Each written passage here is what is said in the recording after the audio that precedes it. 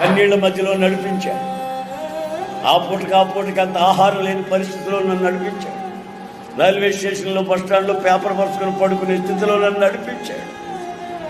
ఒంటి మీద బట్టలు ఉతుక్కొని కట్టుకొని ప్రార్థన మందిరానికి పోయేంత స్థితిలో ఆ నదిలో ఉతుక్కొని సబ్బు లేకపోతే అక్కడ ఉతుక్కున్న వాళ్ళందరూ పడేసి ఉంటారు ఇంత మొక్కలు, అవన్నీ తీసి ఎంత ముద్ద చేసి నా బట్టలు ఉతుక్కొని శుభ్రంగాను ఆరబెట్టి ధరించి అప్పుడు మీటింగ్లో పోయి వాక్యం చెప్పిన స్థితి నాకు తెలుసు. ఆయన నడిపించిన లోతైన మార్గం.